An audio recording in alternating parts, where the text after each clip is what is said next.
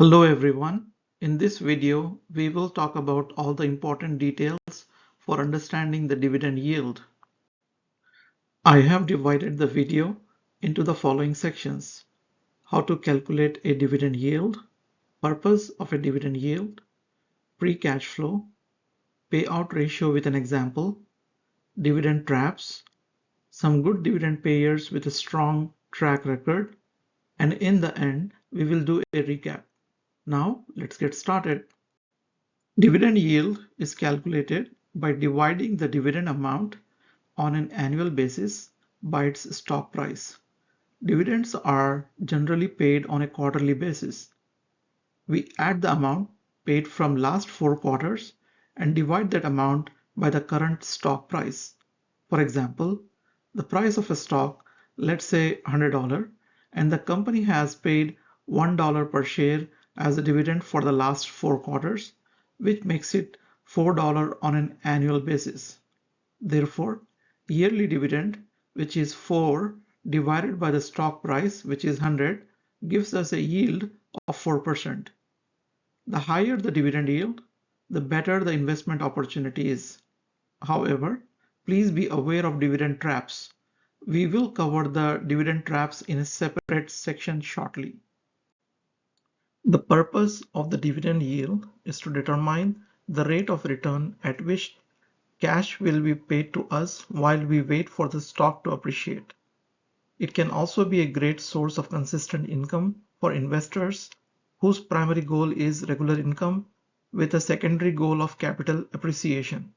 For example, retirees and pension funds prefer stock that can pay consistent and healthy dividends. The dividend yield can also be used to compare against the benchmark. For the example we considered in the previous slide, we are getting a yield of 4%. If we compare that with S&P 500 benchmark dividend yield as of September 18, 2025, which is 1.16%, we can see that our stock looks more attractive as it is paying more than the benchmark. Understanding the free cash flow is important when it comes to dividends. The concept of free cash flow can be a separate video in itself, which I plan to do in the future. For the purpose of this video, let's stick to the necessary aspects for understanding the dividend payment. If the company is generating healthy streams of free cash flow on a regular basis, the dividend would be safe. Otherwise, dividend would be at the risk of reduction or elimination altogether in the future years. Free cash flow is net cash received from operations minus expenses for capital improvements. For example, if a business receives $100,000 cash as income, spends $50,000 as expenses, net cash received would be $100,000 minus $50,000, which is equal to $50,000. Before we go to the next step, let's understand the meaning of capital expenditure. These are the expenses company incurs to improve or increase the future earnings. For example, let's say Amazon is building more data centers, UPS is buying more vans or replacing old fleet with the new fleet, Walmart opening new stores. All these qualifies as capital expenditures. Now back to our example. Once we know the net cash from operations, we calculate the free cash flow by subtracting capital expenditures from the net cash from operations. In our example, if we subtract $20,000 capital expenditure from $50,000, which is our net cash from operations, we get a value of $30,000. This is our free cash flow. The reason it is called free cash flow is the cash is not earmarked or reserved for anything. This is free to be used for anything owners want. For public companies, the board of directors working with the management team decides what to do with this free cash flow. Dividend paying companies uses this free cash flow to pay dividends to its owners, which are shareholders.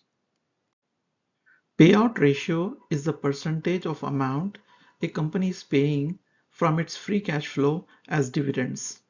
Let's take an example of one of the good dividend payer, Home Depot. I got this number that you see on the screenshot from the Home Depot's 2024 annual report. I have included the link in the description. Let's do the math in the next slide to understand this. I have rounded the numbers for easy calculation. As you can see, Home Depot generated net cash of 20 billion from operations for year 2024. They spent 3.5 billion in capital expenditures. Hence, free cash flow is 20 minus 3.5, which is equal to $16.5 billion. Out of this, they have paid around 9 billion in dividends. Therefore, the payout ratio is 9 divided by 16.5, which is approximately 55%. If the payout ratio is between 30 to 70%, it is generally manageable. However, if the company pays out more than 80 or 90% of free cash flow, there is always a risk that they may not have enough to pay the full dividends in the future years. It is like saying I earn $100 and I spend $90 this year. Next year, what if I earn $80 instead of $100? How am I going to continue to pay $90? When this situation happens, companies either cut dividend or suspend dividend. Markets don't like this and stock falls when this happens. Hence, if the management team is competent and smart, they manage the free cash flows very well and set the payout boundaries within means. As an investor, we should understand this important metric to ensure the dividend is safe not only for this year but for future years as well. Now let's try to understand dividend traps. When you see a high dividend yield, please exercise caution. Don't just act on it. Check the free cash flow if it can support the payment for future years. Let's take an example, which may be a potential dividend trap. UPS stock. The closing price of UPS stock on Friday, 9/26 is $83.72. It pays a dividend of $0.64 per quarter. On an annual basis, if we multiply by 4, we get a value of $6.56.